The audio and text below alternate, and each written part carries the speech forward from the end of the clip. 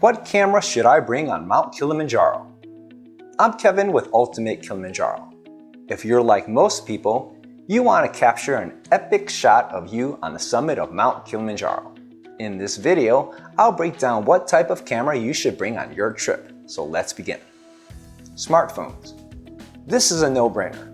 You want to take your cell phone with you. It is such a convenient way to take photos and videos. Nowadays, the quality of built-in cameras on smartphones is pretty high. You can take some really beautiful shots on nothing but your phone. Most of us are experts in operating our phones because we use them daily. That means no fumbling around to figure out your controls. Additionally, they're small, lightweight, and compact. You can stick your phone in your hiking pants or jacket pocket and pull it out in an instant. There's less chance of missing a shot. Even if you bring other cameras on your trek, it's a good idea to carry your cell phone too. It can serve as a backup camera. It also does useful things like make and receive calls and messages, provide light, provide the time, and play music. GoPros. The GoPro is an impressive piece of technology. First, their cameras are very small, lightweight, and waterproof. Furthermore, they are very durable and expected to stand up to rough treatment.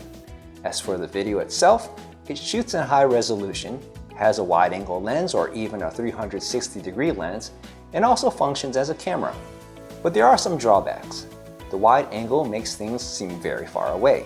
There's no zoom, so in order to get a fuller framed shot, you have to get very close to the subject, which is not always possible. Secondly, they have short battery life, so you'll need multiple batteries or a way to recharge them. If you have a GoPro or are considering getting one, go ahead and bring it to Kilimanjaro.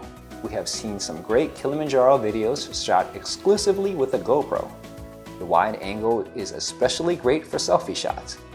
We are confident that you would capture some clear and crisp video on your trek.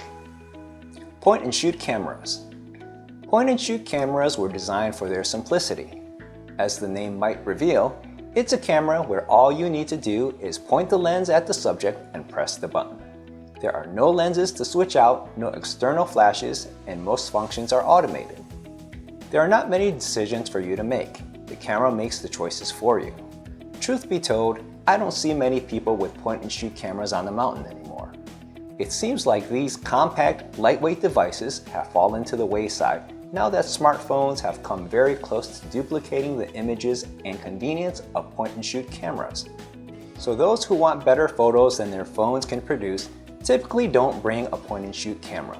They bring a DSLR. DSLR cameras. Most professional photographers use DSLRs for their work. These cameras produce significantly better image quality than smartphones or point-and-shoot cameras. DSLR stands for Digital Single Lens Reflex.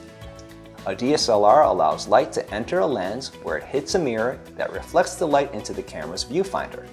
The main disadvantages of using a DSLR are carrying the additional weight and the complexity of operation. The bulky, heavy devices and lenses can certainly make trekking more difficult, and having to deal with changing lenses and different settings may become too much when you add in high altitude and possible exhaustion. That being said, if you're tempted to bring a DSLR, bring it. Mount Kilimanjaro is very photogenic. The way the environment changes as you trek through each ecological zone is spectacular. I have never heard of a client that regretted bringing their big camera. Despite its weight and bulk, I believe that the opportunities for snapping beautiful, high-resolution photos during the climb is worth the hassle. Our camera-toting clients have often come down very happy with several thousand shots. If you're going to bring a DSLR camera, it is recommended that you use a camera bag or hike with it in your hand.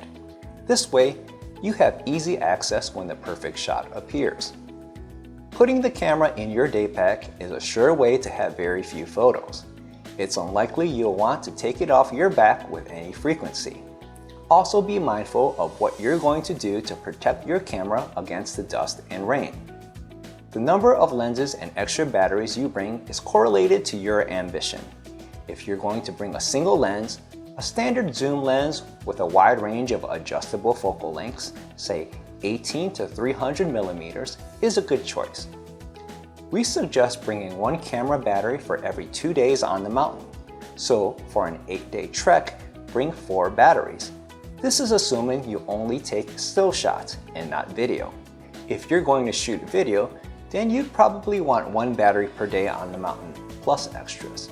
For the summit, bring a fresh battery and carry your camera battery in the inside jacket pocket so it stays warm and energized during your climb. Put it in your camera as the sun rises and snap away. For most people, bringing just a smartphone is the best and most common option. If you have the desire to use a nice point and shoot GoPro or DSLR, great. You'll have access to some better photos and video that you and your group would certainly appreciate later. The best camera is the one you will actually use. An expensive camera that sits in your day pack for most of the time is not very helpful. Lastly, whatever you bring, be sure to be very familiar with how your camera operates. The mountain is not a place to figure out how to use it. Visit our website for more information. Join our Facebook discussion group linked in the description below to talk about all things Kilimanjaro, and please hit that like and subscribe button for more videos. I'll see you on the summit.